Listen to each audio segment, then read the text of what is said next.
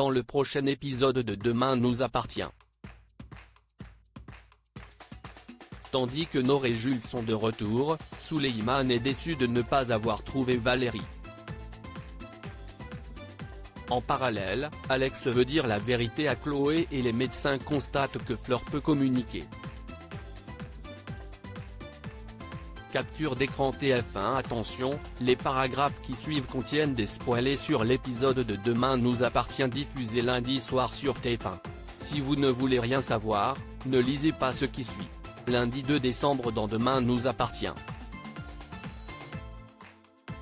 Nord et Jules de retour à Sète et à Gênes. Alors que Jules et Nord ont passé la nuit dehors, cette dernière se plaint de violents maux de ventre et demande à rentrer à Sète. Devant la souffrance de celle qu'il aime, Jules trouve un covoiturage pour les emmener directement à l'hôpital Saint-Clair. En chemin, Nord appelle sa mère pour la prévenir de son arrivée à l'hôpital et lui fait promettre de ne pas les dénoncer. Mais Leïla est face à un dilemme, prévenir la police au risque d'aggraver sa relation avec sa fille ou ne rien dire. Même si Samuel propose de parler aux autorités en faisant croire qu'il a agi dans son dos, l'infirmière refuse et réclame qu'il garde le secret. Quelques heures après, les deux adolescents arrivent et à la suite d'adieux pleins de promesses, Jules retourne à la planque. Mais une fois le jeune homme parti, Nord explique à sa mère qu'elle a fait semblant d'être malade pour le convaincre de revenir à Sète. Et pour l'empêcher de repartir, elle veut prévenir la police. Souleymane déçu de ne pas avoir trouvé Valérie. Antoine et Souleymane reviennent d'Espagne sans avoir trouvé Valérie.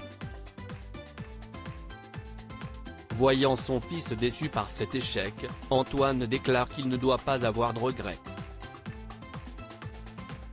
Mais le proviseur adjoint s'inquiète du moral de son garçon et craint qu'il se renferme.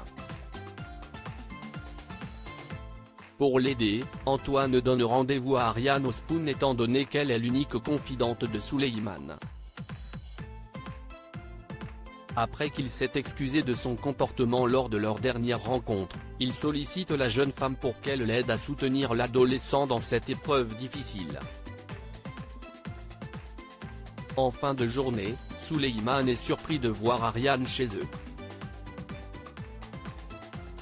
L'ambiance est détendue et joviale chez les Myriel, tant et si bien que lorsque son fils propose à cette dernière de dîner avec eux, Antoine insiste pour qu'elle reste. Alex veut dire la vérité à Chloé. Alex ne supporte plus de mentir à sa femme et rapporte à Marianne son envie de lui dire la vérité. Alors qu'elle rétorque qu'il s'agit du meilleur moyen pour Chloé de guérir, il pense de son côté qu'elle est assez forte pour affronter cette épreuve. Sa belle-mère a beau assurer que l'enfant a 30% de chance de survivre si Chloé est sereine, Alex reste déterminé à tout lui révéler. Avant qu'il ne s'en aille, Marianne l'interroge pour savoir s'il fait cela pour Chloé ou pour son propre confort.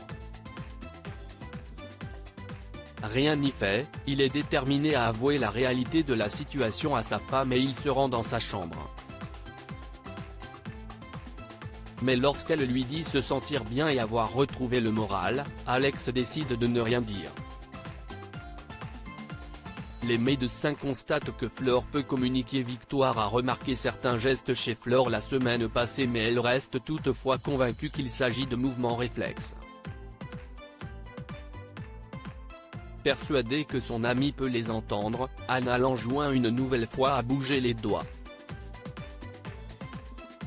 En constatant que Fleur remue l'index à 2 reprises, la médecin ne peut que reconnaître qu'il ne s'agit pas d'une coïncidence.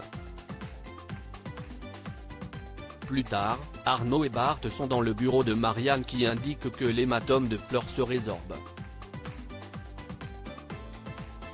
Tandis que le directeur du port réitère son souhait de faire transférer sa compagne à Paris, Victoire les informe que la patronne d'Info 7 n'est pas dans un coma profond puisqu'il semblerait qu'elle réagisse à ce qu'on lui dit. Comme elles sont en désaccord sur ce qui arrive à Flore, le docteur Lazari demande à sa supérieure de la suivre pour vérifier les réflexes de sa patiente. Étonnée de voir que sa collègue a raison, Marianne doit réfléchir au protocole à mettre en place. Doit-elle réveiller Flore ou la sédater plus encore afin d'accélérer sa guérison?